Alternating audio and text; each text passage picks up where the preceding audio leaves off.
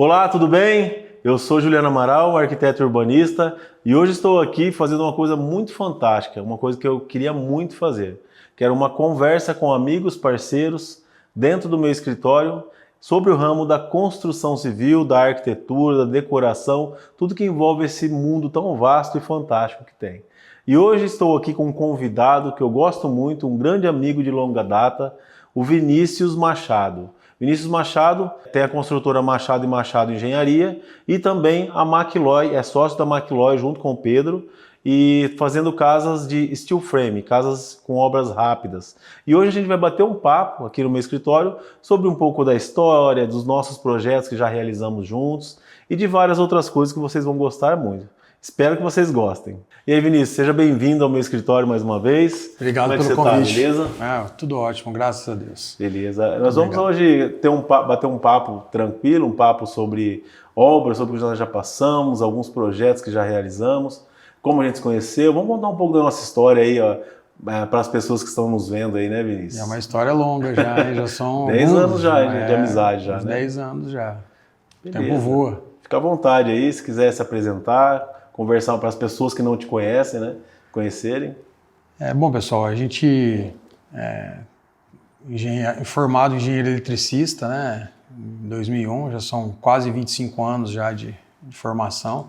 E só que a gente acabou se tornando um engenheiro generalista, né? A gente toca obra, não só de elétrica, mas como de civil, de ar-condicionado, de qualquer coisa que aparecer, a gente é capaz de tocar aí devido a essa larga experiência que a gente tem aí de muitos anos, né?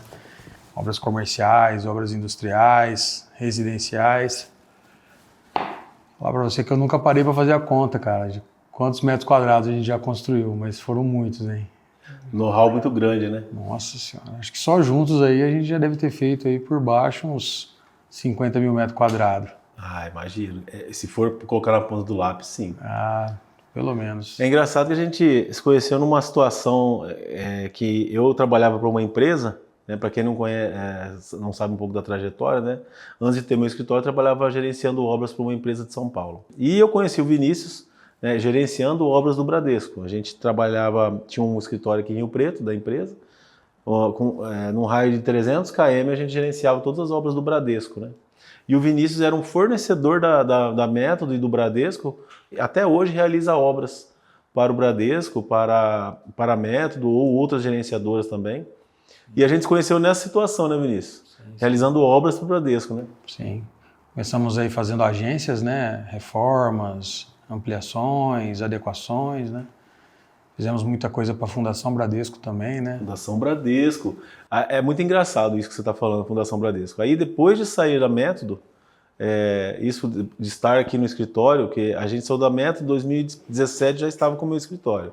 Abriu o escritório em 2015 junto com a Método, já tinha o escritório andando, ainda dentro da Método, e depois disso o Vinícius, como um fornecedor, no caso, se tornou um cliente do escritório, um parceiro, né, um amigo. Então, hoje a gente indica obras para você, você também indica muitos projetos e nos contrata para fazer projetos também, né? Sim, sim. E uma das histórias engraçadas é realmente sobre a Fundação Bradesco. Você lembra onde a gente foi trabalhar? Rapaz, nós somos longe, hein? Foi em Cacoal e Boa Vista. Boa Vista. Surgiu uma demanda de uma Fundação Bradesco em Boa Vista, que a Fundação Bradesco ela cuida de escolas, né? E o Vinícius chegou com a demanda, Juliano, seguinte, uma história, eu me lembro da história até hoje, como é que foi a história aí? Temos que fazer essa reforma aqui, é um projeto que o cliente já contrata com projeto e execução, né? Então, uma espécie de turnkey, né? Sim. Daí a gente precisava primeiro fazer o projeto antes de começar a obra, só que tudo isso tinha que acontecer em 4 meses, né? Uma reforma aí numa escola aí de 5 mil metros quadrados, né? Cada uma daquelas. Sim, por aí, 5 mil e pouco. Você imagina fazer uma reforma em 4 meses de uma escola de 5 mil metros, já com o projeto e execução ao mesmo tempo. Então foi muito dinâmico. Falei, Juliano, o desafio é esse, você tem que correr para lá, já partir para o levantamento, trazer tudo isso mastigado para a gente comprar o material. Esse material tem que chegar lá, porque não é perto, né? São mais de 2.500 quilômetros. É longe. Boa Vista é mais ainda, né? A gente começou por Boa Vista o levantamento, eu me lembro até hoje. Foi primeiro em Boa Vista, né? E as duas simultâneas, né? O detalhe é esse. É sempre desafiador. Quando a gente fala de Bradesco, né? É sempre desafiador o processo, porque O Vinícius chegou com a gente aqui no escritório, o Vinícius chegou com a demanda, Juliano, tem uma demandazinha lá em Boa Vista, Roraima. Falei, eu gosto de desafio, o que é? Cara, a obra e o projeto tem que acontecer em 4 meses, cada unidade com 5.000 metros quadrados. Eu falei, é isso que eu gosto de desafio. A gente pegou a equipe toda aqui do escritório e os parceiros, pegamos avião, fomos para Boa Vista, foram 2 semanas de viagem, uma semana em Boa Vista e outra semana em Cacoal.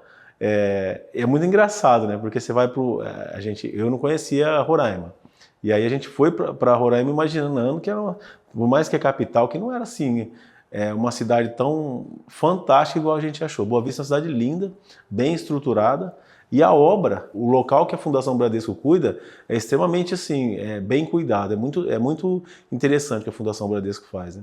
E a contratação foi assim, o Vinícius nos contratou, a gente foi viajar para Cacoal, Boa Vista, cruzamos lá o Roraima e Rondônia, e realizamos o levantamento e a obra foi entregue em 4 meses. Né? Foi entregue. Foi uma das melhores obras que a gente já fez. Foi muito dinâmica, muito rápida. Não só a equipe de projetos, também como a equipe de execução foram muito bem. Foi um case de sucesso. Extremamente desafiador, né? Foi desafiador. Mas assim, você conseguiu... São desafios logísticos, né? Tanto para as pessoas quanto para os insumos, né? E... assim, um lugar extremamente difícil de parceiros, né? Então a gente teve que mandar muita mão de obra daqui também. Você mandou muita mão de obra daqui para lá? Mandou, o pessoal foi de carro alugado, de avião, e teve que viajar. A dificuldade da parte projetual é só o levantamento, porque a gente precisa ter uma equipe que faça, uma equipe qualificada. E por a gente não conhecer, normalmente a gente terceiriza alguns levantamentos, né? Mas por a gente não conhecer o local e as pessoas lá, a gente tem que mandar a equipe daqui, igual você fez. A única dificuldade maior seria o levantamento. Depois que está dentro do escritório, a coisa flui com todas as informações e tudo mais, né? Tanto Boa Vista quanto Cacoal não são grandes cidades, né? Rio Preto é maior que elas, né? Muito maior. Cacoal, então, muito pequena. Cacoal, né? É bem pequena. Cacoal é uma cidade bem desenvolvida, mas é bem pequena. Não sei se tem 100 mil habitantes, talvez um pouco mais. Não me recordo agora. Mas Boa Vista, me lembro que na época era menor que Rio Preto. Que bacana. Então, você imagina, né? E bem longe, né? As indústrias que fornecem os materiais não estão lá, estão aqui, né? Então, foi difícil. O problema é a logística, né? Logística. E, assim, é interessante falar da Machado e Machado, porque eles têm uma qualidade de logística, de atendimento rápido. A empresa cresceu em torno de obras rápidas. Então, obras de shopping, obras de indústria, obras bancárias, equipes que estão acostumadas a trabalhar fora do horário. Não sei se vocês sabem, mas o meu escritório todo foram eles que fizeram a obra. E também foi desafiador, porque eu acho que foi um prazo falei, em 30 dias eu quero estar lá dentro. Aí eu joguei o desafio para ele, né? E ele realmente pegou a equipe aqui. Esse escritório era no osso, que a gente chama, só nas lajes, e a equipe toda conseguiu entregar aí um trabalho fantástico, desde pegar esse projeto na mão até entregar aí a obra final para a gente. O projeto foi entregue conforme o seu projeto? Exatamente. Eu costumo falar que esse escritório aqui, até o parafuso daquela pecinha metálica é onde eu inseri no projeto. Eu detalhei muito esse projeto para fazer. Isso é legal, né? É confortante, eu acho que para o arquiteto receber uma entrega de obra que reflete o que ele projetou, né? Acho que deve ser muito gratificante. Se você quiser contar alguma outra situação que a gente viveu, porque a gente já fez muitas obras juntos, né? Projetos e obras. Eu fiz projetos para o Vinícius fez obras para mim e a gente também trabalhou em clientes, também para outros clientes no nosso trabalho. Né? Se quiser posicionar alguma obra. Uns clientes legais que a gente desenvolveu aí, que é a CTG, né? Eu acho que muitas obras juntos lá, né? Então, CTG, o primeiro projeto que eu fiz lá foi em 2016. Foram muitas obras juntos lá e um cliente que, quando eles compraram as operações das hidrelétricas, eles precisaram melhorar muito a infraestrutura, então eles precisaram fazer muita coisa. Então, surgiram muitos projetos, né? Muitas coisas você projetou e outras consultoras fizeram, outras a gente executou de outros projetos, mas de toda forma, assim, sempre lá trabalhando com isso, foram muitos anos, né? Hoje já acho que tem muito pouca coisa lá acontecendo, né? Diminuiu bastante. Hoje diminuiu porque eles realizaram tantos projetos e tantas modernizações que eles estão fazendo obras de projetos meus lá até hoje. A gente está fazendo uma conta aqui, tem mais de 50 projetos para eles lá já. E assim, de tudo, desde sinalização viária de uma rodovia até modernização da parte administrativa do 5º andar, da parte de... A gente fez um processo interessante que você trabalhou, que foi aquele do piso de borracha. O pessoal fica debaixo do nível da água, né, praticamente. Dentro da barragem, né, tem um escritório administrativo ali que dá o suporte às operações da hidrelétrica. E ele fica lá dentro, cara. A gente modernizou tudo aquilo, né? Eu me lembro de uma dificuldade que vocês tiveram lá. Na verdade, assim, é muito interessante falar disso também na nossa área da arquitetura e construção civil, que as dificuldades podem surgir numa reforma, principalmente reforma. Aí você que está pensando em reformar, pensa bem e analisa bem que você vai ter talvez surpresas. Você vai se lembrar disso. A gente fez um projeto, se eu não me engano, tinha 40 pessoas trabalhando no local, escritórios, acho que dava mais que isso. Acho que até mais um pouco. 60, 70 pessoas lá. E a gente pediu para demolir o piso porque o cliente queria piso elevado. Então você está imaginando que você está numa usina de 60 anos e foi feito esse concreto há 60 anos atrás, com FCK fantástico aí. Para quem não sabe o que é FCK é a resistência do concreto. Com os anos esse concreto vai se tornando mais resistente. E aí a gente previu talvez uma demolição de um piso de 15 centímetros e falamos mais ou menos aí de 10 metros de largura por 60 de comprimento. Então você imagina a área disso. Vamos demolir para fazer piso elevado, lembra disso, Vinícius? Parece que é só um enchimento isso parece aqui. Parece só um enchimento, aí o pessoal olhou lá e falou, tranquilo. Quando o Vinícius foi demolir aquilo, você lembra disso, Vinícius? Estava um vidro, tá? Impossível quebrar aquilo. A obra orçada, contratada, e aí quando foi demolir não conseguia romper o concreto. Não tinha equipamento para romper aquilo. Ia ter que trazer talvez aqueles robôs demolidor, porque o ser humano não estava dando conta ali de tão estressante o ruído, a quantidade de força que tinha que fazer com os marteletes ali, é uma coisa brutal. Então tornaria essa obra muito onerosa para você. Então isso não estava... Não estava nem previsto, na verdade. Nem a gente de projeto conseguiu prever isso no orçamento e nem a construtora que foi fazer o levantamento, né? E aí qual foi a solução? Você se lembra disso? Acho que a gente teve que mudar todo o projeto de instalações, né? E reverter esse piso elevado para um piso vinílico. E as instalações foram para as alvenarias perimetrais, né? Teve que fazer uma adequação dos encaminhamentos. Aquela mobilidade que o piso elevado daria para o layout acabou ficando um pouco limitado em função dessa modificação, mas resolveu, deu certo. Foram algumas canaletas aparentes. Conseguiu resolver o projeto de uma forma... mudamos um pouco o layout. A gente queria que todas as tomadas viessem do piso, só que aí não vai dar para demolir, então vamos alterar esse projeto. Encostamos as mesas nas alvenarias e descemos pelas alvenarias com tubulação aparente, você lembra? Então ficou muito mais barata a obra, para eles também, para o cliente. Para eles também. E muito mais fácil de executar. E esses são os percalços. E ao mesmo tempo acabou tendo a flexibilidade de layout, porque como as canaletas eram aparentes também, você conseguia ter uma movimentação com pequenas modificações, né? Então, no fim, acabou dando certo. Ali tem muita coisa interessante. Vocês fizeram também lá os galpões industriais lá de almoxarifado para eles, né? A gente fez grandes os galpões, 7 galpões industriais lá. Uma reforma grande também, né? Eram uns galpões muito antigos, né? Bem deteriorados pelo tempo, né? São muitas décadas, né? Foi um retrofit aquilo, na verdade, né? Um retrofit, porque você demoliu tudo, era um barracão de estoque, que foi demolido tudo, deixado só a estrutura, e aí foi feito todo um trabalho novo para que se tornasse almoxarifado. Acaba sendo um retrofit mesmo. Um retrofit legal lá, foram umas obras boas. É engraçado, esses lugares bastante antigos, os desafios são grandes, né? Muitas vezes o cliente quer manter algumas coisas também, né? Não quer derrubar tudo e fazer novo, né? E tudo tem um custo também envolvido, né? Sim, sim. Uma das coisas que eu... Lá eles também têm uma característica diferente para trabalhar lá, né? O nível de exigência com a segurança, com a documentação é bem elevado, né? Então, se o fornecedor não estiver bem preparado, bem estruturado para atender essas exigências, ele não consegue fazer uma obra no lugar desses, com certeza. É o que a gente fala, né? São clientes extremamente exigentes e não é qualquer empresa que consegue atender. Essa empresa tem que ter know-how, tem que ter experiência, expertise. Eu costumo falar, muita gente tentou entrar nesse cliente para trabalhar, tanto de projeto quanto de construtora. E o cliente sempre volta para a gente. O cliente às vezes testa também outros fornecedores, né? Às vezes ele acha que a gente está cobrando muito caro, né? Mas é o preço da exigência dele, né? O nível de exigência traz custos extras, né, para o processo. Eu me lembro... Improdutividade, né? Eu me lembro de uma obra sua lá no galpão, o orçamento quando foi começar iniciar o orçamento, os andaimes. Foi orçado um andaime simples, fachadeiro.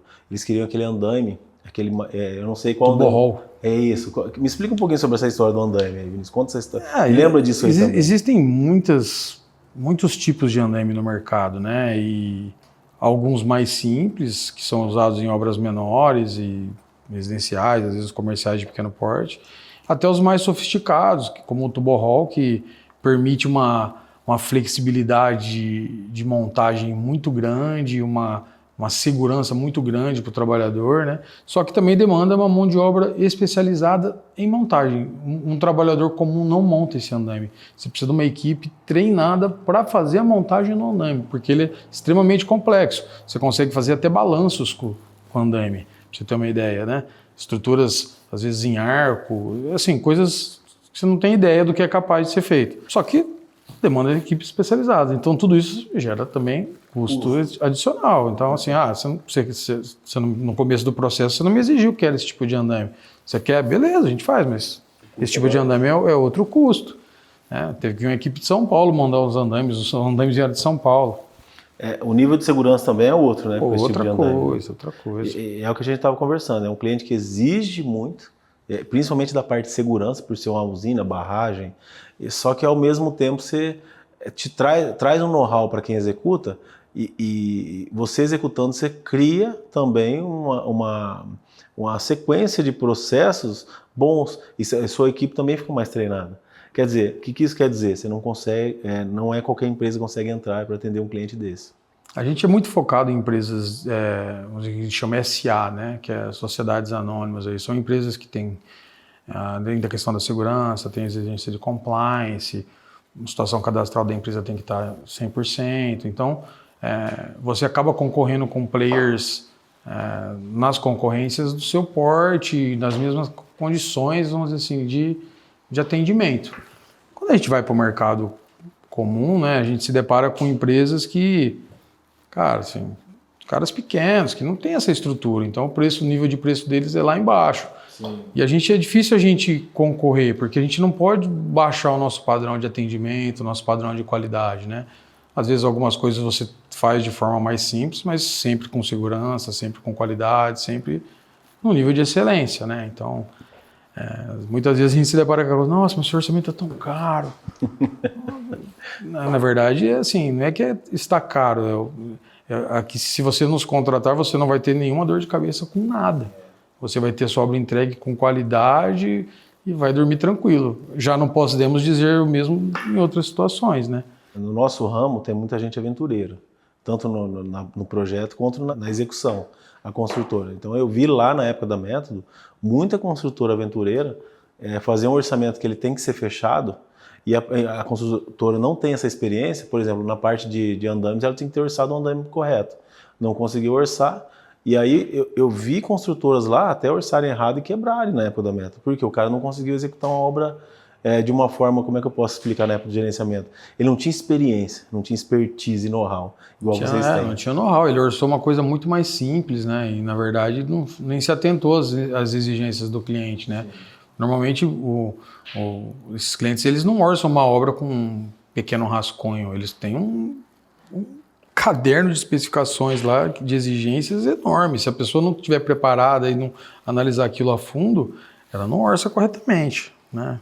Nasceu o orçamento errado, a obra não vai sair. A obra não vai sair. Aí se tornam os famosos aditivos, o que ninguém gosta, né? Se o cliente concordar em aditivar, né? Isso. E aí, é o que você fala, um contrato desse pode ferrar com a vida de uma construtora aí, Com certeza, eu já vi muitos casos também. Assim, o cliente só aditiva se ele tiver errado, se ele não previu e ele passou a pedir aquilo, senão ele não aditiva. Dificilmente isso acontece. Então, bom, para quem está começando construtora aí, ó, que está pensando nisso, é importante essas palavras do Vinícius aí, que esse know-how e essa experiência dele é fantástico para vocês ouvirem. Aproveita aí. Você quer começar? Começa devagarzinho, vai entendendo devagarzinho, pega obras menores, né? Vai entendendo como o cliente trabalha, né? Não é fácil entrar em cliente grande, não.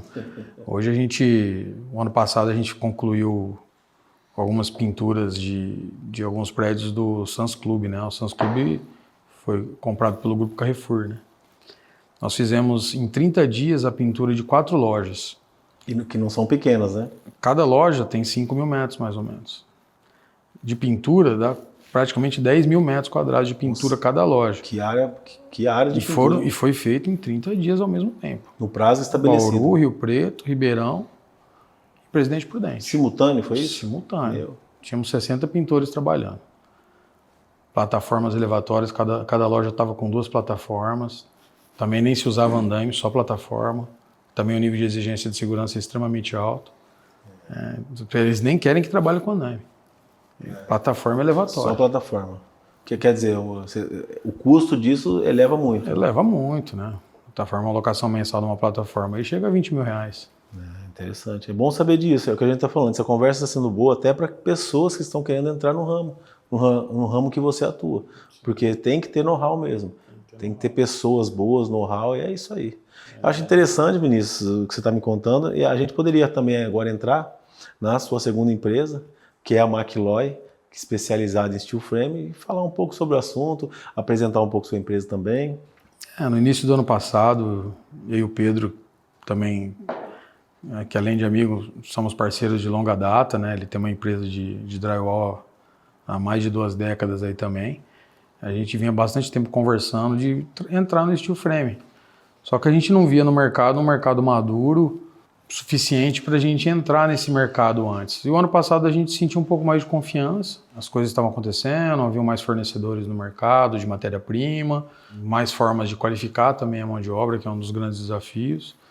E a gente resolveu iniciar a McLoy. Então, surgiu essa empresa dessa nossa vontade de inovar, né, no mercado da construção. A gente já tinha tanta experiência na construção e a gente achou que era um momento ideal para começar isso. O primeiro passo foi aí, a gente se uniu à Inova House, né, no primeiro momento, fizemos algumas coisas juntos e no segundo momento a gente resolveu seguir a nossa vida solo. E a gente hoje a gente faz todo o processo, né, desde da captação do cliente, da contratação, dos projetos e da execução da obra, entrega o pacote completo para o cliente. Então, ele vai ter uma solução 100% pensada para o Light Steel Frame e focada no prédio de alta performance, com velocidade, com qualidade de execução, né, dentro das normas técnicas. Não sei se vou falar um pouco do Light Steel Frame. Assim. O Light Steel Frame é uma construção feita em aço, né? Já mais de 80 anos já está nos Estados Unidos, em países desenvolvidos aí na Europa. 80 anos? Nós estamos um pouquinho atrasados então no Brasil, né? No Brasil já tem um pouco mais de 10 anos, mas nunca pegou, né? Sempre passos de tartaruga ali, né? A coisa nunca foi. Mas daí de uns 2, 3 anos para cá, algumas pessoas importantes aí do mercado resolveram investir no sistema e... Só um adendo.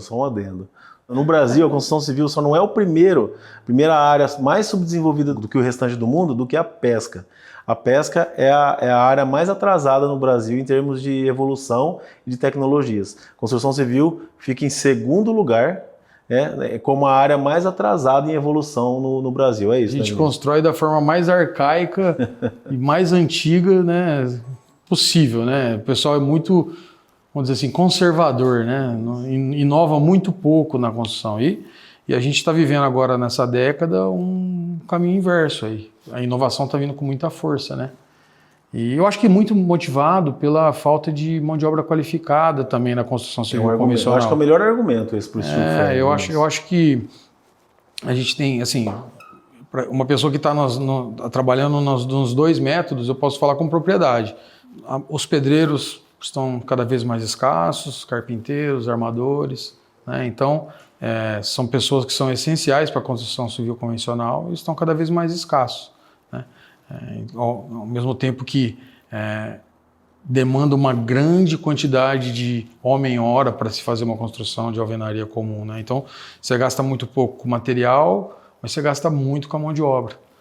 No Light Steel Frame é um caminho um pouco diferente. O material é um material caro, né, sofisticado, entretanto, você gasta muito menos mão de obra, né? Então, ou seja, essa escassez de mão de obra acaba sendo resolvida utilizando uma mão de obra tudo bem que é muito mais competente, mais treinada e qualificada para esse tipo de construção, mas em um volume de homem-hora menor. Eu tenho visto, a gente conversou bastante sobre esse assunto já, eu tenho visto assim, para o futuro da construção civil, a gente tem o pedreiro que está ficando idoso e velho, você não tem muitos jovens como pedreiro, como na construção civil. Vocês podem perceber que a mão de obra está bem escassa, como o Vinícius falou. Imaginando assim, hoje nós temos o construtor e o pedreiro. Nós vamos fazer com que a mão de obra se torne, no steel frame, eu estou pensando, imaginando, que eu acho que é isso mesmo que vai acontecer, no steel frame você não vai ter mais o construtor e o pedreiro, você vai ter o montador.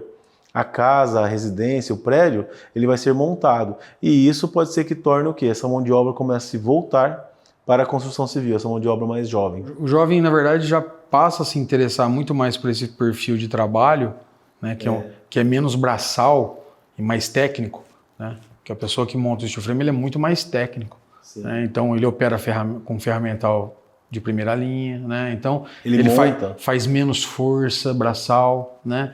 Trabalha menos no sol. Queira ou não queira, o trabalho braçal, ele é difícil, não é fácil. E o jovem não está querendo trabalhar de forma braçal mais. Até não é só na construção civil, tá? A gente percebe isso em outros ramos também.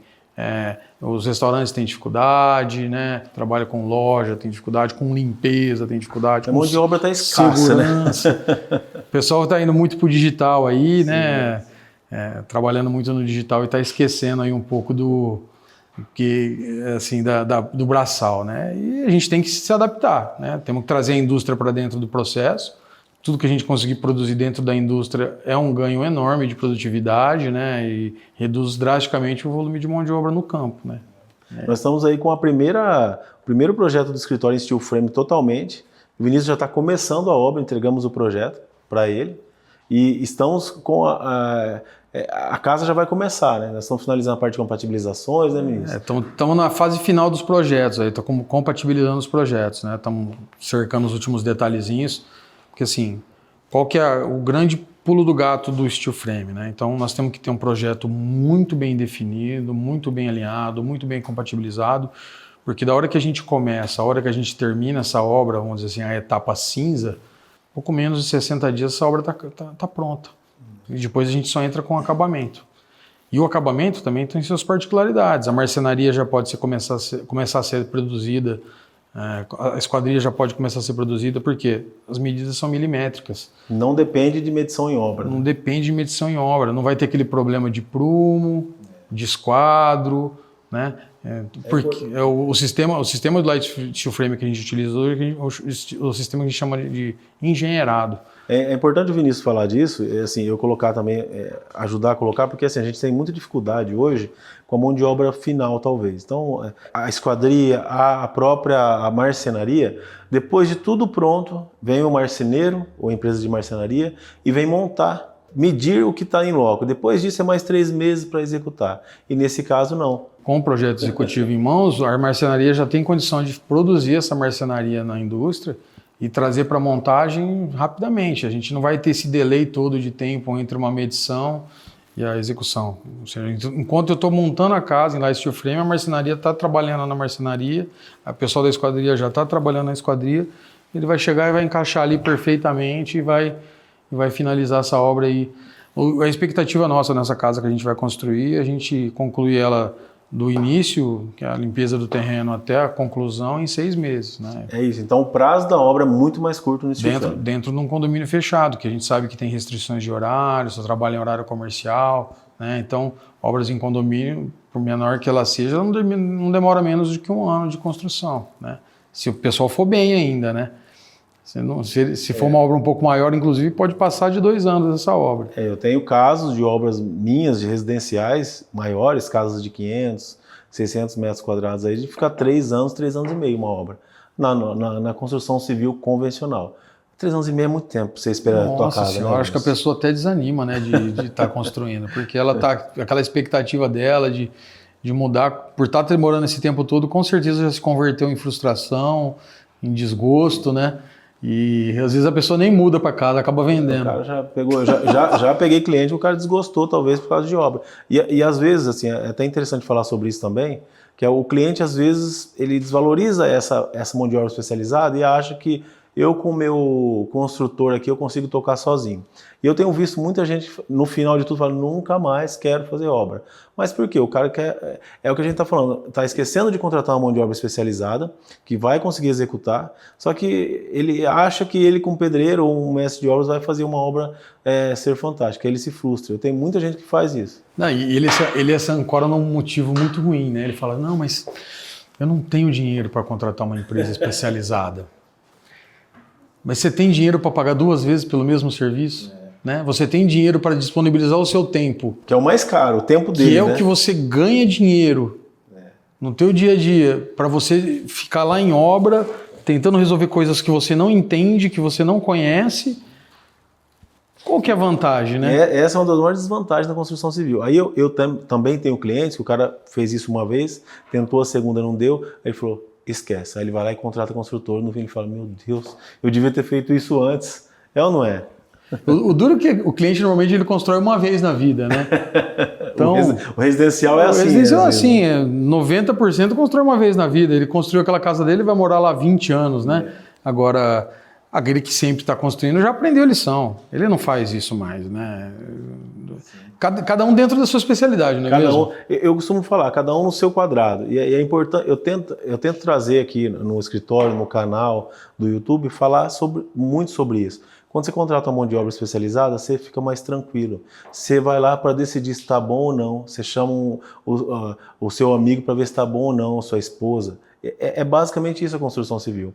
É igual a medicina, você não vai no especialista. Você desfruta daquilo. Ao invés de você sofrer com aquilo. Você precisa desfrutar com a construção. Você tem que estar feliz, né? Curtir aquela construção. Agora, você contrata mal, né? Você acha que você consegue tocar a obra. Cara, assim, vão ser muitas as frustrações, você não tem ideia. Nós que somos especializados, vivemos isso todos os dias, temos problemas. Sim. Nós temos problemas com parceiros, com fornecedores, só que a gente já sabe como lidar. A gente sabe como funciona. Como conduzir, como contornar. Quantas vezes não substitui a equipe de execução de obra? Muitas vezes, faz parte do processo. Agora, uma pessoa que não está acostumada a conduzir, ela vai tomar um prejuízo enorme, ela vai ter perdas, muitas vezes até perdas que você não consegue reverter mais na sua obra. Você vai ter que conviver, às vezes, com uma coluna nova. E aí? Né? A gente está indo agora para o Light Steel Frame no intuito de tornar a vida das pessoas, vamos dizer assim, mais fácil, mais rápida, mais assertiva. O Steel Frame dificilmente você vai ter aditivos contratuais.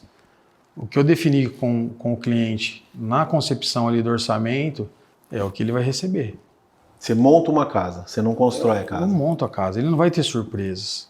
Um processo extremamente sustentável, com pouquíssimo entulho, pouquíssimo consumo de água. Né? É o futuro da construção. Né? Então, assim, a casa da pessoa ela vai ser tão confortável, termicamente, acusticamente, que ela vai economizar com energia de ar-condicionado. Ela vai ter um sossego muito grande dentro do ambiente dele. Ele não vai ouvir aqueles ruídos externos. Assim, você imagina, a casa não tem patologias. Termoacústico fantástico. Ela não vai ter trinca, ela não vai ter umidade ascendente. Coisas que na alvenaria a pessoa convive em praticamente todas as casas. A alvenaria não aceita a movimentação, ela trinca. Né? Já o steel frame não, ele aceita. Tanto é que países que têm terremoto utilizam a tecnologia sem problema nenhum. Né? Sem casos aí de desmoronamento por conta disso, entendeu? Então, é meio que por aí, assim, é uma tecnologia que a gente vai estar adotando com força. Tem muito cliente interessado já, estamos orçando muitas obras. Já fizemos 2, vamos começar mais uma agora. Eu acho que assim, a tendência não é o futuro, é o presente. A tendência é muito forte, muito forte. Agradecer, Juliano, por ter se convidado a gente. Foi um prazer estar aqui trocando essa ideia. Sabe que você é nosso parceiro. Sempre que você precisar também conta com a gente. Seus clientes também, se quiserem bater um papo, conhecer um pouquinho melhor, vamos lá, vamos junto, tá? Essa casa que a gente vai construir agora, a gente vai fazer uma jornada, né? A jornada da construção dessa casa. Quase um reality show. Quase um reality show, né? Então vamos ter vários vídeos aí, toda semana a gente vai alimentar. Já começamos falando dos projetos, já começou a série ontem. E você vai ter a oportunidade de acompanhar do início ao fim. Se quiser visitar pessoalmente, nos contate. Vai ser um prazer levá-los para conhecer a casa. Eu que agradeço. você ter vindo aqui. Isso aqui sempre foi um sonho, é um objetivo de unir pessoas e conversar sobre a construção civil, arquitetura, decoração e trazer pessoas igual o Vinícius aqui, que tem um vasto conhecimento, que está tentando mudar o mercado da construção civil. Estou muito feliz de você ter topado, Vinícius. Prazer, foi ótimo. Mais uma vez, muito obrigado por estar comigo nessa parceria. Obrigado eu.